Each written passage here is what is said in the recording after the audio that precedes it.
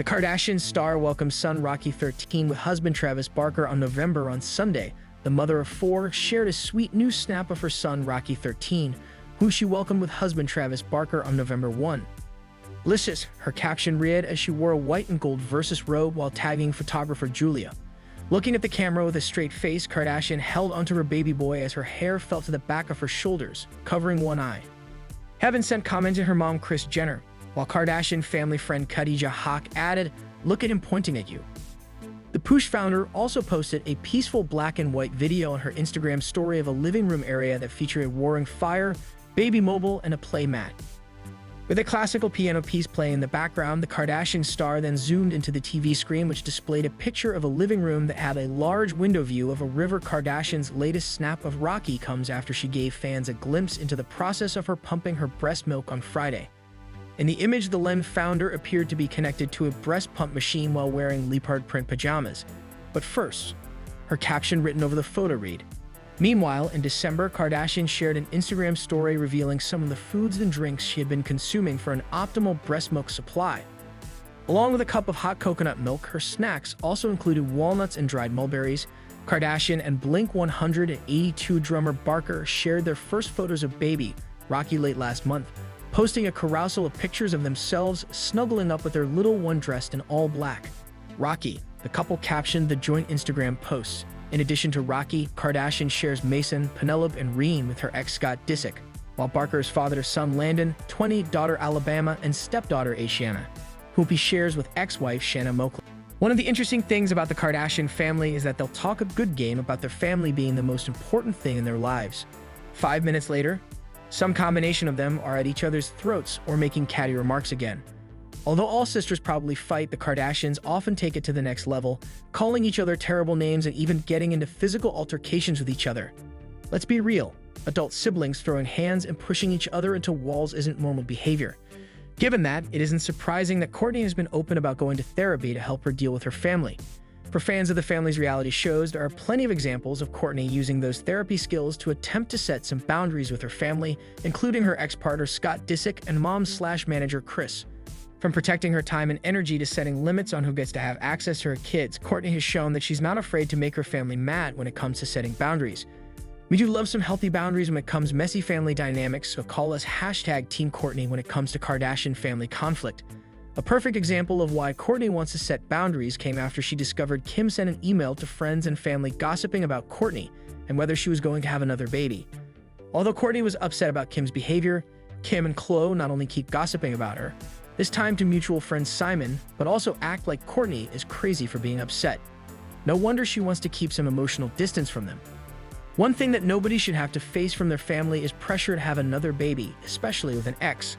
When Kris tries to mediate the aftermath of Kourtney and Kim's fight about this, Kourtney holds firm and says that she will not accept someone who is malicious and goes behind her back.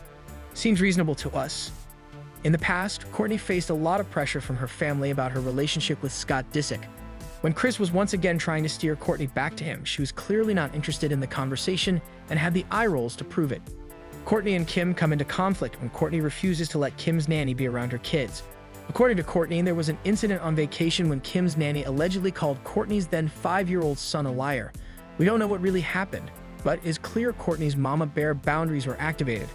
The Kardashian sisters don't have the best track records when it comes to picking partners, and they seem to tend to try to forgive a lot when it comes to things like cheating.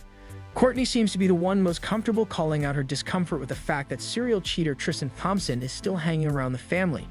She also wants to make sure her daughter feels safe and comfortable before having her spend time with him, which is a good mama boundary. On the recent season finale, The Kardashians, Kourtney got real about her therapy journey and why she thinks she and her sisters choose bad partners, including men that they think they can change. Watching Kris deflect Kourtney's efforts to talk about the benefits of therapy makes it really clear why Kourtney is all about the setting boundaries now. Kourtney sets a boundary that she's not going to spend time with people who are disrespectful to her, even if they are her sisters. "I'm not going to be around people who bring me down on a regular basis," she explains. Family is important, but so is protecting one's own peace. We get it, Kourtney. Part of setting boundaries is to be really clear about what someone needs. Kourtney has been clear that filming for the family's show is never going to be her top priority because it makes her feel energetically drained and cause problems in her past relationships. Kourtney opens the scene by explicitly talking about her boundaries, especially around her time as a mom. She notes that she wants to prioritize her own privacy and that she feels like she gives enough time to the show and isn't willing to give more. Kourtney first set boundaries with Scott around his lack of consistency and accountability, which is totally fair for someone who has to stay in her life as the father of her children. In this moment from the show, she then asked her sisters to stop siding with her ex-boyfriend during any conflicts, which is also fair. Scott and Kourtney used to share a home together and still spend a lot of time together, but Kourtney needed to be clear with Scott that one of her boundaries is she doesn't want him to feel like he can just come into the house whenever he wants to and with no notice. That's also totally fair in our book. One of the other ways Kourtney sets boundaries is by refusing to accept Kim's totally insincere apologies after one of their blow-up fights. Here's a tip, Kim. People can tell you aren't actually sorry if you were still laughing at them when you apologize. Kudos to Kourtney for making it clear that she feels disrespected when that happens. Kourtney isn't the only one who tries to set some boundaries or to clearly communicate her wants and needs. Sometimes Khloe can get there too, although she really tried to have her friends act like therapists to try to mediate a conversation with Kourtney. Maybe stick to real therapists for handling the heavy stuff. One of the ongoing tensions between Kourtney and her family is about their relationship with Scott. Even though Kris and the other sisters still love him and want to include him in family events, Kourtney has pushed back on that, arguing that she should get to decide what the rules are for how and when her ex gets invited to family functions. Our therapy-loving queen got her sisters to sit down together with a therapist and became super clear about her boundaries. She wants time and support to do the things that matter to her, like travel, and the show will never be her top priority. Sadly, Kim still seems to think that Kourtney needs to be accountable for being on the show more.